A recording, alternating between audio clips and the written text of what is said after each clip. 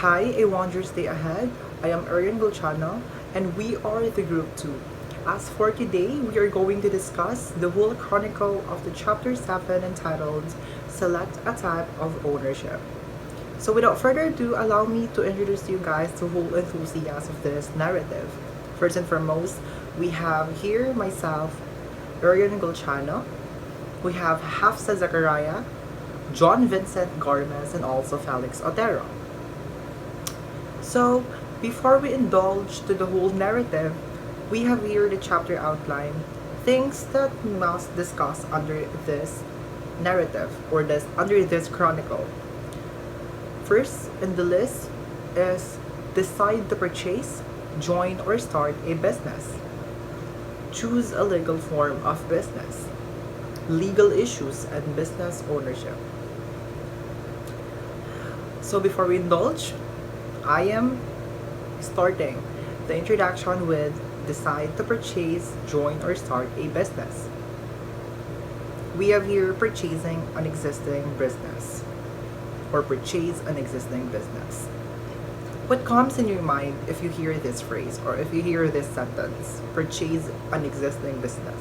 Isn't it amazing that there is already a business and you will be the one who purchases and manage it and navigate it and have the rebirth of that? Isn't it amazing to have it all and to have all your hands in control with that, that boulders from within? Well, purchase an existing business. When most people consider going into business for themselves, they think about starting a new business. But actually, purchasing an existing business could be a good option. It's always a good option. So, of course, if we purchase an existing business, it has advantages and also disadvantages, and that's going to be discussed here. And the advantages setups, we have the existing business already, and it has the necessary equipment. Of course, suppliers, that includes yung mga vendors, and procedures in the place.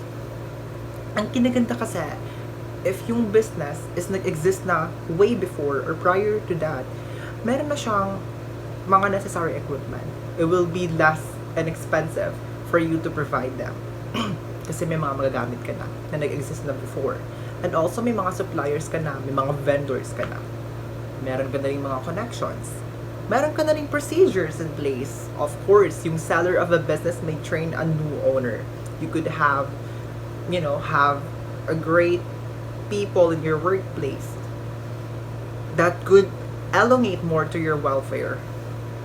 Next is there are prior records of revenues, expenses, and profits. This is all about financial statements, all about cash flows of the business, and it's very imperative for you to know everything about what happened from the past, especially na ikaw na ang hawak ng business. Kasi there might be cases na yung business na yon is nalugi way beforehand. And kapag nalugi yon, alamin mo kung bakit siya nalugi. That's why alam mo dapat yung records ng revenues, records ng expenses, also the costs, the expenditures, and yung profit.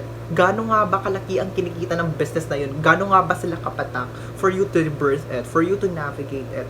Dapat alam mo yung mga pinagdaanan, whether if it is good or a bad records. Kasi may mga tendency na minsan kung bakit siya binenta is because that business is a product of retrenchment.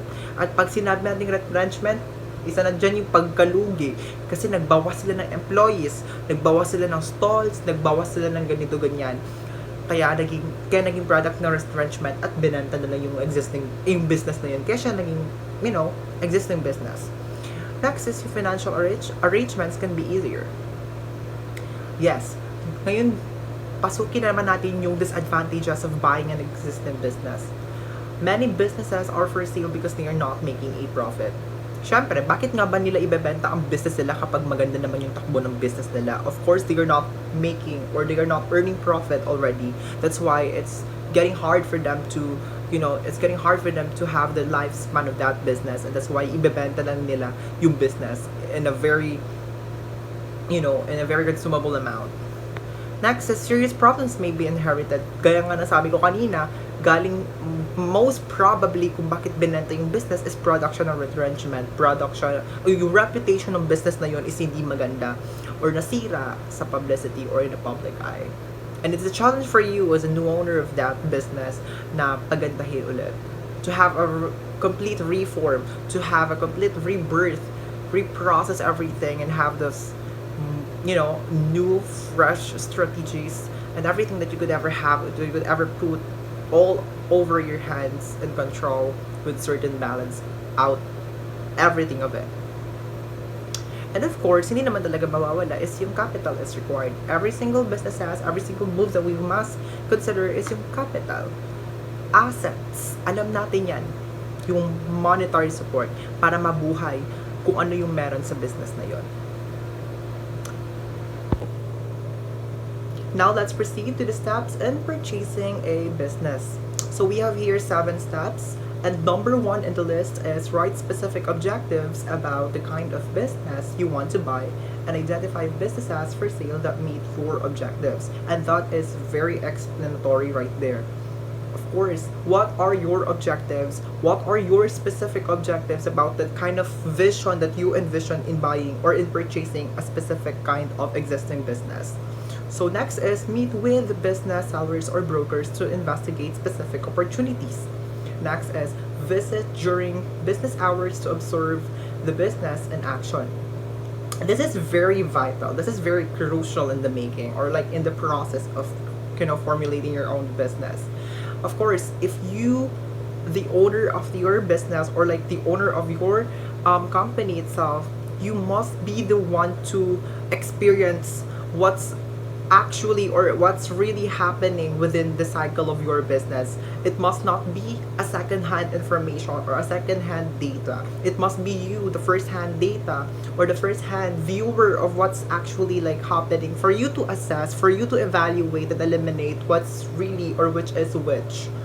Next is ask the owner to provide you with a complete financial accounting of operations for at least the past 3 years. Of course, gaya na sabi ko kanina, it's very important or it's very imperative for you to know what's the prior events happened to that existing business. Kung nalugi man sila, karapatan mong malaman yun. Kung maganda man ang performance nila, of course, that's very you to know everything that happened from, prior to that event, kung bakit nila binenta yung existing business na meron sila. Kasi para alam mo kung paano mo siya i-navigate, alam mo kung paano mo siya i-reprocess or i-rebirth yung sistema na meron sila, and for you to have a more specific technical strategies that you could ever have. Next is ask for important information in written form, of course. Next is determine how you would finance the business. And last but not the least is get expert help to determine a price to offer for the business. Now let's proceed to the franchise ownership. We have here the franchise, the franchisee, the franchisor, and the franchise opportunities handbook. Pag sinabing franchise is a legal agreement that gives an individual the right to market a company's products or services in a particular area. Pag sinabi namang franchisee is yung person, yung tao who purchases a franchise agreement. Pag sinabing franchisor, ang franchisor, yun yung person or company na nag-offer ng franchise. Franchisee ay yung bibili ng franchise. Franchisor ay yung nagpapabenta ng franchise. Does it make sense? Franchisee is the person who purchases a franchise agreement. A franchisor is the person or a company that offers a franchise for purchase. At ang bibili nun is si franchisee. Next is the Franchise Opportunities Handbook. A publication of the U.S. Department of Commerce lists more than 1,400 franchise opportunities by category. Next, operating costs of a franchise. We have the initial franchise fee, the startup costs, the royalty fees, and advertising fees. Initial franchise fee. The initial franchise fee is the amount the local franchise owner pays in return for the right to run the franchise. The fee can run anywhere from a few thousand to a few $100,000, it is usually non-refundable. Kapag namang startup costs are the costs associated with beginning a business. So it's really happening from within. They include the cost of renting a facility, equipping the outlet, and purchasing inventory or other more merchandise or something, vendors, suppliers. Part na yun siya sa startup costs. Next is yung royalty fees. Royalty fees are weekly or monthly payments made by the local owner to the franchise company. These payments usually are a percentage of your franchise's income. Next is advertising fees. Ito very imperative. Advertising fees are paid to the franchise company to support television, to support your magazine, or other advertising of the franchise as a whole. Kasi hindi magpapatok yan, mahihirapan ka i-market yung business mo or yung franchise mo if you don't have the advertising support system. That's why it's very imperative for you to consider its expenses, its expenditures from within. Next is investigate the franchise opportunity. The FTC or the Federal Trade Commission's Franchise and Business Opportunity Risk requires franchise and business opportunity sellers to give you specific information to help you make an informed decision about your purchase. So the disclosure document should include the following. Number 1, names, addresses, and telephone numbers of at least 10 previous purchasers who live nearest to you. The fully audited financial statements of the seller. Number 3, background and experience of the business's key executives. That's very imperative. Next is the cost of starting and maintaining the business. Next is yung mga responsibilities you and the seller will have once you have invested in the opportunity. Now it's the time for you to evaluate a franchise. Paano mo nga ba evaluate ang franchise? We have here at least 10 specific evaluations. First is yung mga, how would you conduct a study? Or it is a must for you to conduct a study regarding sa disclosure ng document and proposed contract carefully. Interview current owners listed at the disclosure document carefully. Investigate the franchisor's history and profitability, as just what I've said earlier. Next is investigate claims about your potential earnings. That's why you must know the past financial statements, the past cash flow statements ng company na yon or ng franchise company na yon. Next is you obtain from sellers and writing the number and percentage of owners who have done as well as they claim you will. Next is listen carefully to sales presentations. Number 7, shop around, get the seller's promises in writing, determine what will happen if you want to cancel the franchise agreement. Of course, it's a balance. You must have a certain balance. Next is remember that it is okay to ask for advice from professionals. Actually, even not really the professionals, like from the crowd of your market, it's very imperative for you to consider their opinion, their feedback, their vocals, because it's gonna be work. It's gonna be a provider, a humongous provider that you will be tackling to your traversion.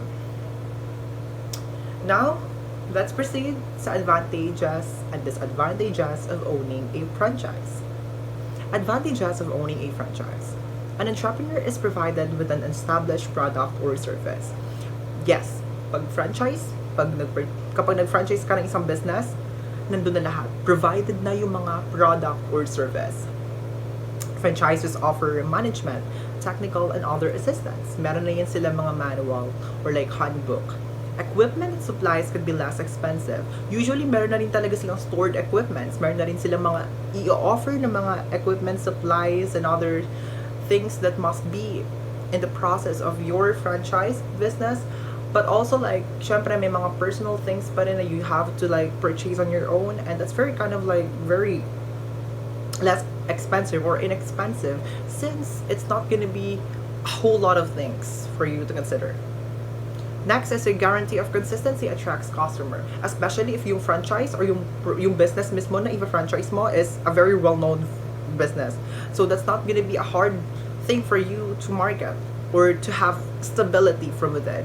So the longevity is your problem. How will you elongate the brand name, the branding, the system, the strategies, the techniques of the business that you own. So it's a challenge for you. Next, proceed tayo sa disadvantages of owning a franchise. Franchise fees can be costly and count down on profits. Actually, that's an unfortunate reality sa franchise. Mahal talaga siya. It's very costly. It's very expensive. Kasi nga, balance din naman. It has certain balance. Since nandun na rin naman lahat ng kailangan mo. So, it must be very costly for you to consider. Next is owners of franchises have less freedom to make decisions than other entrepreneurs. Normally because meron na talagang provided vision and mission statements yung isang franchise business, and hindi naman pwede na, take for example, nag-franchise ako ng Jollibee. Jollibee is a very well-known business. So parang kapag may iniba ako sa kung ano yung pamamahala na meron sila, that's gonna be a noticeable thing for me. Na parang bakit ako may binago, and yung binago ko is something like hindi alam ng mga tao or something that people are not used to it. So dapat kung ano yung pamamahala na meron ang isang, like for example yung Jollibee nga, ganun talaga dapat. So you don't have to change everything. It's gonna be the challenge for you. How will you elongate the longevity? Franchisees are dependent on the performance of other franchises in the chain, just like what I said. Next is the franchisor can terminate the franchise agreement. Now, proceed naman tayo sa advantages of a family business. So, we have here, entrepreneurs who work for their family business enjoy the pride and sense of mission that comes with being part of a family enterprise. Isn't it cute? And isn't it amazing? You learning a lot of knowledge, you learning a lot of navigations from within, or like the cycle from within, especially that it's from your camaraderie that you love the most. It's gonna be so impactful and sort of like compacted from within, that boulders from within, you know? They also enjoy the fact that their business remain in the family for at least one more generation. And at least, mag-elongate sa mga future generation, future bloodlines. You know what I'm trying to say? And next is, some enjoy working with relatives and knowing that their efforts are benefiting others whom they care about. Now, we have to tackle also the disadvantages of a family business. Family businesses have several drawbacks. It's very inherent in that. Meron talagang drawbacks, meron talagang mga key points na it's gonna be a downfall for you. Family members, regardless of their ability, often hold senior management positions. This sometimes means that poor business decisions are made. It also makes it difficult to retain good employees who are not members of the family. Yes, and family politics often enter into business decision making. Meron dito, it's very ironic, right? Kasi yung may mga iba na mga family politics, usually they are very well known, may pangalan sila, mabango yung pangalan nila kasi nga kilala sila, but they actually don't know anything about processing, but they actually don't know anything about managing, about marketing, about, you know, operating a business. So how can they do? Your name doesn't like, actually, magbigay ako ng example, like yung mga celebrities out there na nag-join force na din and creating a line and makeup industry, I mean beauty industry, right? In fact, wala naman talaga silang alam in operating makeups, cosmetics, skincares, but they have their name. Yun, parang ganon yung idea, and it's very ironic. Next is also Also, the distinction between business life and private life is blurred in family-owned businesses. As a result, business problems end up affecting family life as well. Now, let's tackle the starting your own business. Ano nga ba yung mga advantages of a family business? Meron tayong sinatawag na entrepreneurs who start their own business get to make decisions about everything from where to locate the business, to how many employees to hire, to what prices to charge. Yun yung pinakamagandang bahagi if you do own, if you do formulate your own business from start to finish.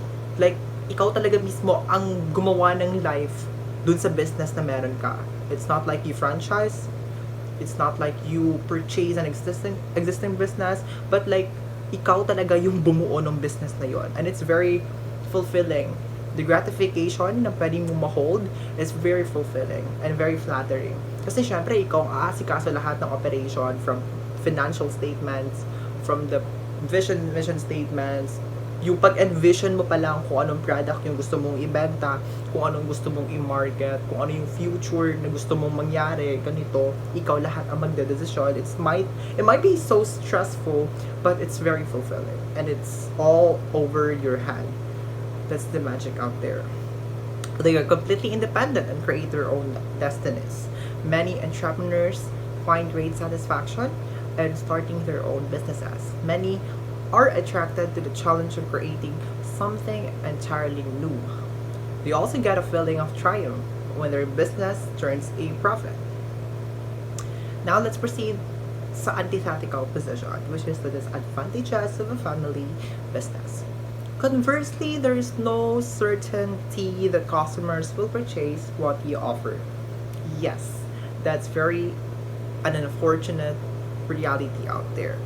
Since your business is a fresh business, syempre wala pang nakakatry, wala pa silang narinig na feedback na your business is good kasi nga kakastart mo pala ng business. Others might view that business as not eligible enough for them to try. But if they are curious enough, you must earn their respect, you must earn their trust, you must earn their loyalty. Next is entrepreneurs who join family businesses, buy an existing businesses, or buy into franchise do not have this uncertainty because it is already known that customers will buy product or service. That's just like what I've said earlier, kapag nag-franchise ka na, or nagbili ka ng existing business, alam na, or kilala na, or at least may knowledge na yung mga tao, or yung mga consumers or clients mo, kung ano yung meron sa business. Unlike kapag ikaw yung gumawa mismo ng business, that's a very challenging part there. Kasi ikaw mismo ang gagawa or magpapatunay kung paano mo bigyan ng impression yung business na meron ka or itatayo mo kalaunan. Entrepreneurs who start their own business must also make decisions that other types of entrepreneurs need not make. These decisions include what product or service to offer, the location, what employees to hire, and so forth. What may seem to be good decisions at the time may not always have positive results. Ayun. It's very, it's very given out there. It's very self-explanatory. Pero at the same time, it's very imperative for us to have knowledge, especially na nasa business course tayo. Alamin natin kung ano ang mas nakakabuti. Mas mahalaga na ang you have the sufficient knowledge. You have this compacted, crumpled knowledge that you have, whether if it is an actual experience or like a knowledge experience. Kailangan alam mo kung ano yung ginagawa mo for you to avoid or to somehow abstract the art of failing. But failing can be, failing is actually an art. I said the more you fail, it means you're moving. So that's all for my report. Now let's proceed to the next reporter. Thank you so much. So the next topic is the 7.2, choose a legal form of business. So there is a sole proprietorship. It is a business that is owned exclusively by one person. So sole proprietorships enable one person to be in control of all business aspects. It may be a very small businesses with just few employees, or they may be a large business with hundreds of employees. So there is also an advantage of a sole proprietorship. So the government exercises very little control over sole proprietorships. So such businesses can be established and run very simply. Accurate tax record and certain employment laws must be met, but these are usually the only forms of government regulation for a sole proprietorship. While having an advantage of a sole proprietorship, there is also a disadvantage of it. So it can be difficult to raise money for a sole proprietorship because you're the only person investing money. You can also bear the burden of all the risk. If the sole proprietorship fails, the debts remain. The entrepreneur's personal asset may be taken to pay what is owed. So the next is the partnership. A business owned by two or more people is what we call a partnership. So running a business as a partnership means that you will not have to come up with all of the capital alone. So it also means that any losses of the business incurs will be shared by all of the partners. Like sole proprietorship, partnership face a very little government regulation. So some entrepreneurs do not like partnership because they do not want to share responsibilities and profits with other people. They fear being held legally liable for the errors of their partners. Partnership can also lead to a disagreement and can end bitterly. So, partnership agreement, when two or more entrepreneurs go into a business together, they generally sign a partnership agreement. So the purpose of the partnership agreement is to set down in writing the rights of and responsibilities of each others. So a sample partnership agreement is shown on the next page. So a corporation is a business that has the legal rights of a person, but it's independent of its. So there's also the shares of stock. So it is a unit of ownership in a corporation. There may be many owners who are called shareholders or stockholders. The corporation, not the owners, pay taxes, enters into contracts, and may be held liable for negligence. There's also the board of directors. It is a group of people who meet several times a year to make important decisions affecting the company. So the board of directors is responsible for electing the corporation's officers, determining their salaries, and setting the corporation's rules for the conducting businesses. So the board of directors also decides how much the corporation should pay in dividends. So dividends are distribution of corporation's profit to the shareholders. The company's officers, not the board of directors, are responsible for the day-to-day management of the corporation. So the S corporation, it is a small corporation can elect to be treated as an S corporation. An S corporation is a corporation organized under the subchapter of the Internal Revenue Code. So limited liability company, or the LLC is a legal form of business that offers the limited liability protection of corporation to its owners. So the LLC is not subject to the rules for an S corporation and goes further than an S corporation is in providing the benefits of partnership, taxation, and limited personal liability for all the owners of the business. Choose a legal form of business. Sole proprietorship is a business that owned exclusively by one person is a sole proprietorship. Sole proprietorship enables the one person to be controlled of all of the business's aspect. Sole proprietorship may be small business, but with just a few employees, or a large business and with 100 employees. Sole proprietorship is isa lang ang may-ari, liable siya kahit anong liability ng business. May control siya sa mga business niya. Hindi niya kailangan ng approval ng iba. May sarili siyang decision making when it comes sa business niya. Advantage of sole proprietorship. The government exercises very little control over the sole proprietorship. So, such a business can be established and run very simply. Accurate tax record and certain employee law must be met, but these are usually the only forms of government regulation for the sole proprietorship. Ang disadvantage naman ng proprietorship, it can be difficult to raise money for sole proprietorship because you are only the person who investing the money. You also bear with the burden of all the risk. If sole proprietorship fails and death remain, the entrepreneurship personal asset may be taken to pay what is owed. Partnership. A business owned by 2 or more people is what we call partnership. Advantage of partnership. Running a business as a partnership means that you will not have come up with all of the capital alone. It also means that any losses the business incurs will be shared by all of the partners. Like sole proprietorship is a partnership phase is very little government regulation. Ang disadvantage naman ng partnership, some entrepreneurs do not like the partnership because they do not want to share their responsibilities and profit with other people. They fear to being held by legally liable for errors or their partners. Partnership can also lead to disagreement and can be bitterly. Partnership agreement. When 2 or more entrepreneurship go into business together, they generally sign the partnership agreement.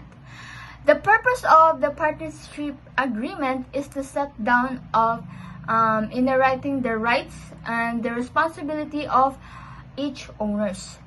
A sample partnership agreement is shown on the next page. Corporation is a business that has the legal rights of a person but is independent of it.